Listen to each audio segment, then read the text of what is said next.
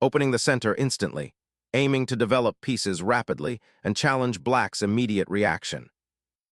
Embracing asymmetry, Black immediately establishes a dynamic pawn imbalance, vital for counterplay in this Sicilian defense. Unleashing knight development, White immediately stakes a claim in the center, hinting at rapid piece activity and aiming to control key squares. Solidifying central pawn control, d6 establishes a flexible pawn structure, preparing for pieces to develop harmoniously. Opening the center aggressively, d4 challenges Black's pawn structure and aims to gain an early initiative. Unlocking the center, Black exchanges a pawn for crucial space, inviting a more open game where piece activity will reign supreme.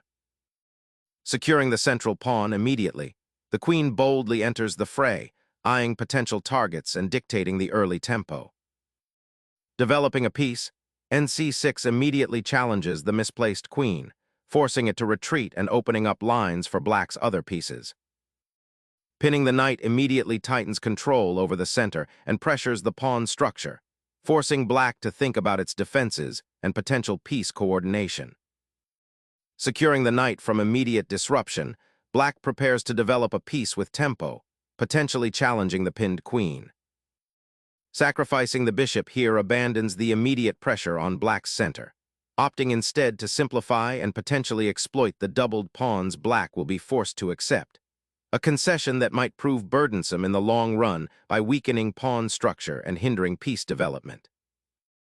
Reclaiming the central pawn with the bishop solidifies Black's pawn structure and opens up a diagonal for the queen, initiating a battle for control of the e-file and potentially setting up pressure against White's king. Securing central space and developing a pawn chain that promises long-term control over crucial squares dictates this advance.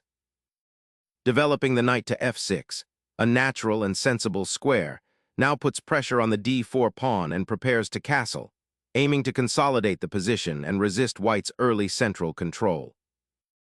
Asserting central control, knight to c3 not only reinforces the pawn on d4, but also prepares for potential queenside development, adding a layer of positional resilience to White's setup. Building a kingside fortress, Black signals an intention to fianchetto the bishop, aiming for long-range influence and a safer monarch. This move also subtly prepares to contest the d4 square and potentially challenge White's central pawn structure later. Asserting influence on the kingside dark squares, this bishop move targets Black's fianchettoed structure and aims to disrupt its harmonious development by potentially exchanging off Black's key defender. Solidifying the kingside and preparing for castling, this maneuver strategically develops the bishop to a more influential diagonal while subtly challenging White's queen's influence on the queen side. The dark-squared bishop, now aiming towards the heart of White's position, could become a future attacking piece or a vital defensive guardian. Asserting control over central squares, this knight boldly ventures forward, disrupting Black's pawn structure and threatening to create immediate tactical complications by eyeing the weak f6 square and potentially the queen. Securing the king instantly prioritizes safety, a crucial defensive maneuver as White's knight on d5 aggressively eyes the queen side. The castled monarch now finds refuge behind its pawn structure, simultaneously preparing for potential rook activation on the now semi-open f-file, ready to contest central influence. Chasing the queen to a more central square offers improved coordination for White's pieces, preparing to contest the d-file and potentially launch an attack on the kingside if Black's pawn structure on that flank weakens. Exchanging the powerful bishop for a knight significantly alters the pawn structure, opening up possibilities for White to control the central squares and launch a kingside attack, while Black will need to carefully manage their king's safety and develop a cohesive defensive plan. Opening up the e-file presents a fascinating positional gamble, potentially creating enduring structural weaknesses in Black's pawn chain while granting White an imposing central presence. Initiating a knight repositioning that eyes the center and potentially prepares for a queenside expansion, this knight tucks itself away for now, seeking a more active square, likely e5, to challenge White's central pawn structure and influence the d5 pawn. Pivoting the queen to d2 aims to maintain pressure along the d-file while preparing for potential knight maneuvers, or reinforcing the pawn on d5, a crucial outpost controlling central squares. Unlocking the semi-open c-file for the rook dramatically increases its influence, challenging white's central pawn structure and preparing for potential counterplay along that avenue. Reasserting pressure on the c-file, white aims to challenge black's established control and potentially disrupt their pawn structure. Injecting immediate dynamism into the center, black's pawn push aims to disrupt white's queenside structure and seize initiative, potentially creating an outpost for their knight or opening lines for their rook. Establishing a solid pawn chain and aiming for queenside expansion, white solidifies their central pawn structure while preparing to contest the open files. Unbalancing the pawn structure is a bold statement, challenging white's central grip and aiming to exploit the newly opened diagonal for black's queen and bishop. Opening the b-file with this recapture immediately addresses the pawn structure created by black's capture, solidifying white's queenside presence and potentially creating future attacking avenues along that open file. Unleashing a knight to c5 immediately contests the central squares and challenges white's piece on d3, aiming to disrupt white's coordination and potentially open up lines for black's pieces. Repositioning the king to safety is paramount, and castling here provides that immediate refuge, simultaneously preparing the rook for potential central involvement. A bold repositioning, seeking to disrupt white's pawn structure and generate counterplay on the queen side. This knight's venturing into enemy territory, a bold declaration of intent. The immediate aim is to exploit the slightly awkward placement of white's queen and potentially create attacking chances by forcing pawn exchanges or opening lines. Consider how this knight's presence might influence the potential squares around white's king, or conversely, how white might be able to trap it. Observe the interplay of pieces now. Does it open new avenues for black's other minor pieces to join the fray? This maneuver could be the catalyst for a dynamic shift, transforming a seemingly quiet position into a tactical battlefield. Securing the queen on a more active diagonal, this maneuver simultaneously prepares for potential pawn advancements on the queen side and aims to disrupt black's knight's strong central presence, hinting at future pawn breaks and a battle for initiative. Sacrificing the knight for a pawn opens up the king side for white's attack, but also removes a crucial defender for black's king. Exchanging the queen off the king side after the rook capture significantly simplifies the position, creating a slightly favorable endgame for white due to the bishop pair and the potential of the c-file. A fascinating attempt to create a dynamic imbalance, this placement of the rook on the fifth rank aims to seize the open file and generate counterplay against white's central pawns, particularly the d5 pawn, while simultaneously seeking opportunities to infiltrate the queen side. A subtle repositioning, aiming to untangle the queen from the now doubled pawns and eye the potentially exposed black king after the previous exchanges. Black shifts the queen to a more active diagonal, eyeing the king side while maintaining pressure on the c-file and preparing to potentially infiltrate the queen side further. A bold dive into the heart of black's camp, this knight repositioning immediately contests the d6 pawn and creates potential for tactical fireworks around the black king. Exchanging the bishop for the knight here simplifies black's position, aiming to alleviate the pressure white's pieces exert, particularly on the queen side. This maneuver offers a chance to activate the rook on the c-file by clearing the way for future pawn advances and potentially opening lines towards white's king, which currently enjoys a relatively safe haven. Consider how this exchange alters the pawn structure and opens up possibilities for black's remaining pieces. The rook's active diagonal penetration to c5, now supported by the queen's return to d4, disrupts white's pawn chain and opens up intriguing possibilities for black's pieces, potentially creating weaknesses around the white king. Sensing an opportunity to solidify central influence, black aims to activate their rook on the open c-file, potentially pressuring white's queenside pawns or preparing for an exchange that could alleviate white's space advantage.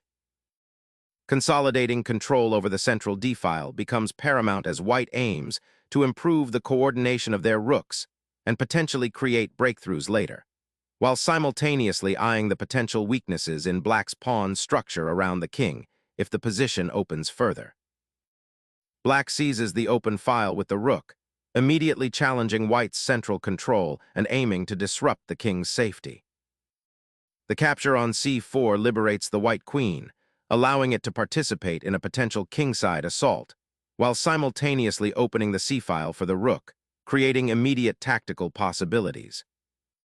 Black regains the pawn and centralizes the queen, offering a trade that simplifies the position and eases black's defensive burden while also potentially opening lines for future counterplay, though white retains some slight structural advantages on the queen side. The rook's advance to the 7th rank injects immediate tension, threatening to unravel black's pawn structure and seize control of the open, a file. This daring maneuver, while seemingly aggressive, forces black to defend a crucial point and potentially leads to a decentralized queen if black's counterplay isn't precise. Black reclaims the pawn and introduces a tantalizing knight maneuver, aiming to disrupt white's potentially dominant rook on the c-file and establish a more active presence in the center.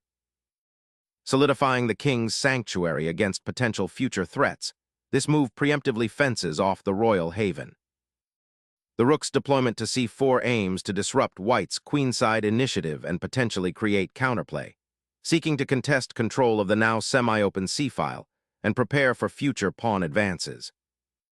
Safeguarding the vulnerable king presents a pressing concern, and the rook's redeployment directly addresses that immediate defensive need, reinforcing the back rank's security.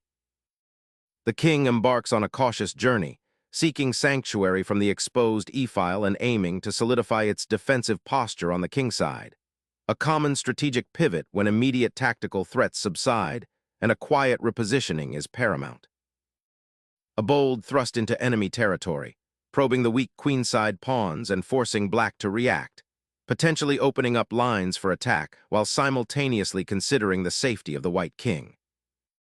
Unveiling a cunning counterplay, this maneuver not only safeguards the king from immediate threats, but also liberates the queen to re-enter the fray, potentially igniting attacks on white's vulnerable queenside pawns and introducing dynamic counterplay. Asserting control over the now-open central files becomes paramount, as the rook's redeployment aims to challenge black's potential expansion on the queenside and prepare for an endgame where pawn structure will be decisive. Actively challenging the queen's secure position, this rook's advance seeks to disrupt white's coordination and potentially create new attacking avenues along the 4th rank. Reshaping the queenside pawn structure with this queen repositioning immediately targets the isolated, a pawn, demanding black's attention and potentially setting up a decisive pawn race on the flank.